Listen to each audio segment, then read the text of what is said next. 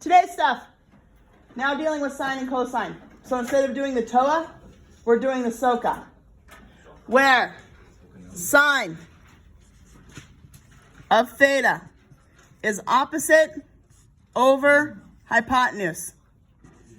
Cosine of theta is adjacent over hypotenuse. So how SOHCAHTOA works and why I tell you guys to remember that, especially ACTs and your college math.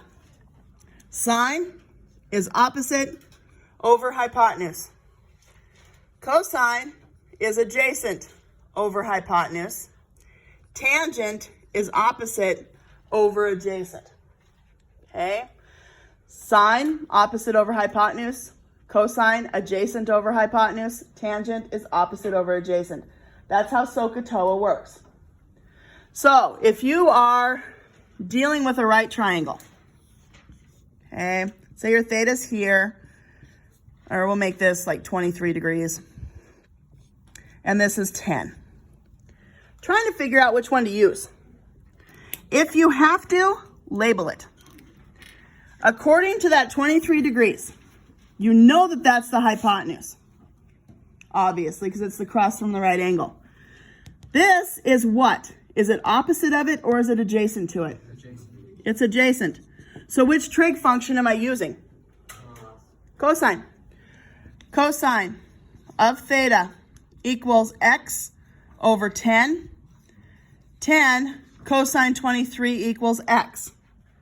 From there, type it into the calculator, just like you did with the tangent. Okay?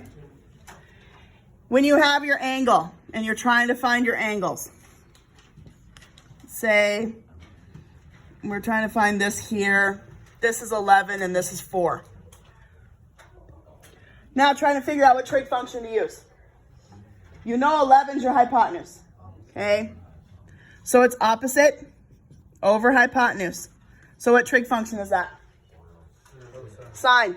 So this would be sine of x equals opposite over hypotenuse. There's your inverse because you're finding an angle. Okay?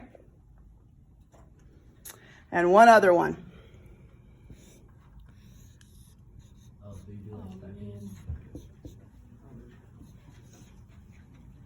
So this one here, that one there, you're given your, what side, according to that angle?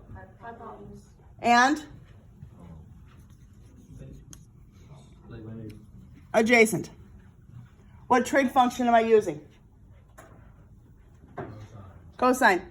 So this would be cosine of 14 equals 10 over x, cross multiply. X cosine 14 equals 10. How do you get x by itself on this one? Divide. X equals 10 divided by cosine 14 in your calculator. And that's what you're doing today.